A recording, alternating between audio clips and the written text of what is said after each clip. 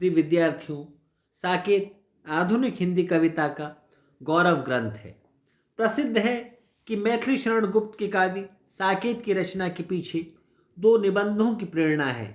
उनमें से पहला निबंध है रविंद्रनाथ का काव्य की उपेक्षिताएं, जिसका प्रकाशन काल 1899 है, और दूसरा महावीर प्रसाद द्विवेदी का कवियों की उर्मिला विषयक उदासीनता, जिसका प्रकाशन काल 1908 है। रविंद्रनाथ ने अपने निबंध में संस्कृत काव्य की चार उपेक्षिताओं का जिक्र किया है। रामायण की उर्मिला, शाकुंतलम की प्रियंवदा और अनसुईया तथा कादंबरी की पत्रलेखा। लेकिन सर्वप्रथम और सर्वाधिक शब्दों में उन्होंने उर्मिला के बारे में लिखा है। कहते हैं, संस्कृत साहित्य में काव्य यज्ञशाला के एक किनारे पर खड़ी हुई जिन कुछ अनादृताओं से मेरा परिचय हुआ है, उनमें मैं उर्मिला को मुख्य स्थान देता हूँ। उनकी दृष्टि में लक्ष्मण से भी बड़ा त्याग उर्मिला का है, क्योंकि लक्ष्मण ने अपने देवता तुल्य युगल जोड़ी के लिए केवल अपना उत्सर्ग किया था। उर्मिला ने अपने से अधिक अपने स्वामी का दान दिया था। रविंद्रनाथ ने उर्मिला के क्रंदन को विश्वव्यापी विलाप कहकर उस पर भी अपने रहस्यवाद की हल्की छाया डाल दी थी। द्विवेदी जी का निबंध रविंद्रनाथ के निबंध के गहरे असर में लिखा गया था। एक तरह से इसे उस निबंध के उर्मिला विषयक अंश का स्वतंत्र अनुवाद भी कह सकते हैं। ये निबंध भुजंग भूषण भट्टाचार्य के छद्म नाम से छपा था। प्रारंभ में साकेत का नामकरण उर्मिला उत्ताप था। बाद में बदलकर इसका नाम गुप्त जी ने साकेत किया। साकेत पूरा करने में कवि को 16 वर्ष लगे। राम कथा पर आधारित साकेत को गुप्त जी ने यथासंभव राष्ट्रीय आंदोलन के परिप्रेक्ष्य में प्रस्तुत करने का प्रयास किया है।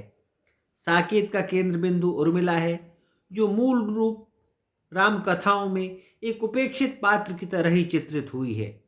गुप्त जी को उर्मिला की व्यथा, विरह वेदना, त्याग और व्यक्तित्व की दृढ़ता ने प्रभावित किया है। उर्मिला के इन अछूते व्यक्तित्व के पक्षों को उन्होंने आधुनिक संदर्भों में उद्घाटित किया है।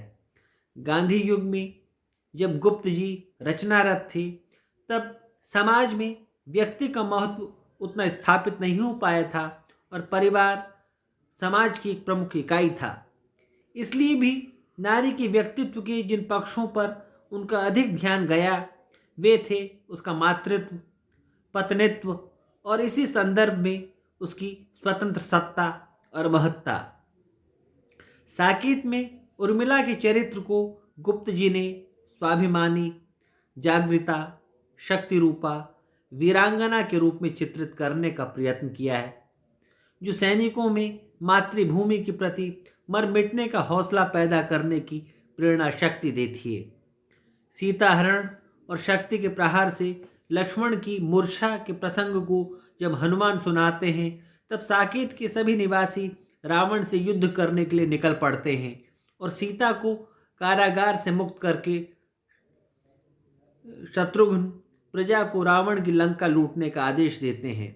तब उर्मिला माथे पर सिंदूर लगा, हाथ में माला लेकर दुर्गा का वेश धारण करके गरजती हुई उनके सामने आ खड़ी होती है और तेजस्वी वाणी में घोषणा करती है, नहीं नहीं पापी का सोना यहाँ न लाना, भले सिंधु में वहीं डुबोना, जाते हो तो मान ही तो तुम सब जाओ, विंध्य हिमाचल भाल भला झुक जाए धीरो, चंद्र सूर्य कुल कीर्ति कला रुक जाए न वीरो। इसी प्रकार सीता के उन उद्गारों में नारी की स्वतंत्र सत्ता और महत्ता प्रकट होती है। औरों के यहाँ नहीं पलती हूँ, अपने पैरों पर खड़ी आप चलती हूँ, अब श्रमवार बिंदु फल स्वास्थ्य शक्ति फलती हूँ। आगे इसी तरह से वो कहती, तनु लता सफलता स्वाद आज ही आया, मेरी कोटिया में राजभवन मन भाया।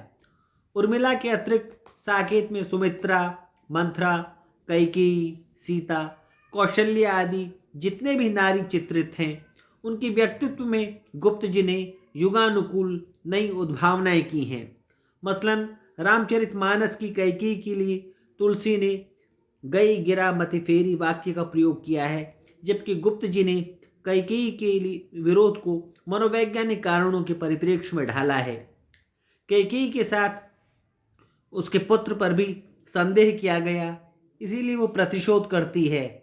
मानस की मंथरा का कहना था, को नृप हो हम ही का हानि, चेरी क्षण अब होब गिरानी, जबकि साकेत की मंथरा कहती है, दंड दें कुछ भी आप समर्थ, कहा क्या मैंने अपने अर्थ, समझ में आया जो आज कुछ मर्म, उसे कहना था मेरा धर्म।